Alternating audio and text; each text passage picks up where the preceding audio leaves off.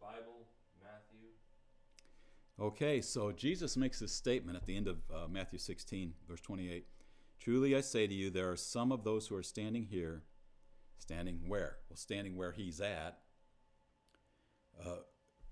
who shall not taste death until they see the Son of Man coming in his kingdom. Now, this has become a very controversial statement. It's battled in theological realms back and forth. I don't think it's that difficult myself. And I think it's obvious. This is mentioned 3 times. It's mentioned in Matthew, Mark, and Luke. The same kind of statement where Jesus says, there's some of you standing here who aren't going to die. You're not going to taste death until you see the Son of Man coming in his kingdom. And in each of those Gospels, the very next verse, this time there's a chapter break, so it's a little harder, but it's the next verse. It says in chapter 17, and 6 days later, Jesus took with him Peter and James and John his brother and brought them up to a high mountain by themselves, and he was transfigured before them. What is this? Is this Jesus coming in his kingdom? Is this, he's different. Parousia is the word there for coming, and that can mean coming or it can mean present.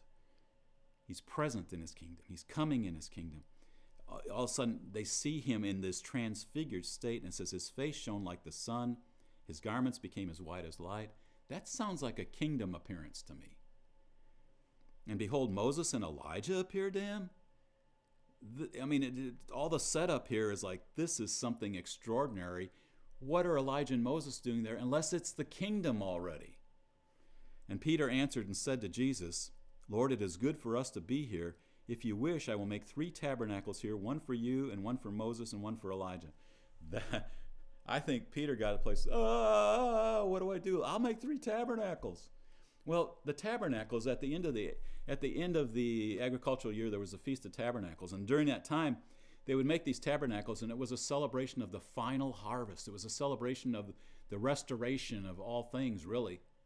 And I think what Peter was seeing and what was unfolding before him was, this is it.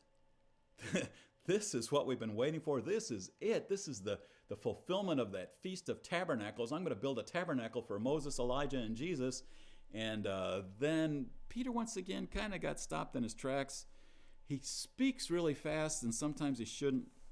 And it says, verse 5, while he was still speaking, behold, a bright cloud overshadowed them, and behold, a voice out of the cloud saying, this is my beloved Son, with whom I am well pleased. Listen to him.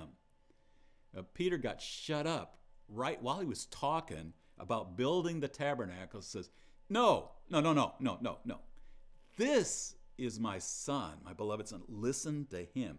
And when the disciples heard this, they fell on their faces and were much afraid. I like it when it says they were sore afraid. They were so afraid it hurt. They were sore afraid. Anyway.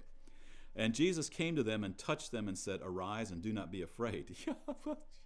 Yeah, you need a touch from God at that point. And lifting up their eyes, they saw no one except Jesus himself alone. Verse 9, and as they were coming down from the mountain, Jesus commanded them, saying, tell the vision to no one until the Son of Man has risen from the dead. So they're not supposed to talk about what they have seen, this manifestation of Jesus in his glory. They're not supposed to talk about it until he's risen from the dead. In Mark, it's curious because it says after that, it says they discussed among themselves what rising from the dead might mean. Like, what does that mean, rising from the dead? Well, you know what it meant? Rising from the dead is what it meant. So, but they were confused, and here it kind of says the same. And his disciples asked him, saying, why then do the scribes say that Elijah must come first? They were saying, this doesn't make any sense. But anyway, we'll get into that a little later. I want to go to 2 Peter real quickly for just Peter's recap of the experience that he just saw here in the Mount of Transfiguration. In 2 Peter 1:16, it says, for we did not follow cleverly devised tales when we made known to you the power, that's the dunamis, and the coming, that's the parousia, the same thing that Jesus was talking about. Son of Man coming in his kingdom. Peter talks about we didn't follow cleverly devised tales about his power and his coming of our Lord Jesus, but we were eyewitnesses of his majesty. Peter says, I've seen his coming already. Didn't Jesus say there's some of you standing here who will not taste of death until you see the Son of Man coming in his kingdom. Peter says, I'm eyewitness of his coming. 2 Peter 1:16. And then to further qualify this statement, he says, verse 17, for when he received honor and glory from God the Father, remember when that happened? When Peter was trying to talk. A voice from heaven came and shut him up. It says, when he received honor and glory from God the Father, such an utterance as this was made to him by the majestic glory, this is my beloved Son with whom I am well pleased. Okay, he didn't add, listen to him, but he heard that too. But here he's qualifying. When was he an eyewitness of the coming, the parousia of our Lord Jesus Christ? It's when he was on this mountain where it was spoken to him by Jesus, by the Father, that Peter heard, this is my beloved Son with whom I am well pleased. And Peter says it this, verse 18, and we ourselves heard this utterance made from heaven when we were with him on the holy mountain. Then I think this is translated, this next phrase is translated different ways in different scriptures.